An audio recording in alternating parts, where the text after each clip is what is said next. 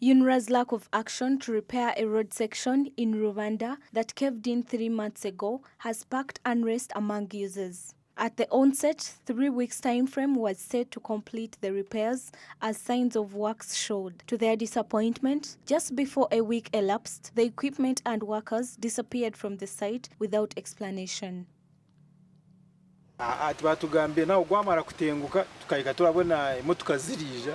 They came and started operations in a week's time, and then after, they stopped working. We don't know what exactly transpired. Man, you can't use the road properly. Now look at the big cars. Look at the cars which can pass. When you see them, you have to walk away. Man, big trailers, what? These big cars. Man, big cars. You have to walk away. Man, you have to first leave the road for the big cars to pass. But for us, the local person who is walking, you cannot pass. Man, those guys don't care about us. They only care about these guys, these people who are driving. For us who are not driving, they don't care. They only care about the guys who are driving. If you're not driving, they don't care about you.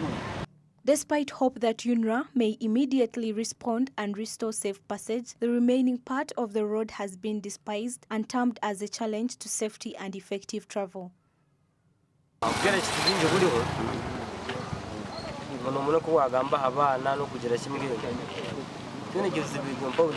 We are most worried about our children who use this road to go to school, and also us finding it hard to go to our workplaces. We are so frustrated because this is the route we use to trade with people in the DRC, Rwanda, Kisoro and Kanungu, among others. If worse happens, we shall be so poor. Rubanda District Chairperson Stephen Ampeure expresses frustration towards the Roads Authority, citing Unra's inability to complete the work within the presumed 3 weeks as proof of incompetence, lack of cooperation and a reckless approach, yet the expected rains pose a significant risk of further damage to the already vulnerable road. The other part which they were repairing, they go through the valley and climb, and that's where the animals are using, because the road is so narrow that when the truck comes, it finishes all the road that is remaining. It means that these cows cannot cross, children cannot pass. You have no alternative. The only alternative you have is to wait for the truck to first pass, then you close, then you pass. It means we are going to have accidents here. But one fundamental thing that is likely to happen, and this one I'm telling you, when the rains of September come, this road is going to be cut off completely. We are waiting for them to see what they're going to do.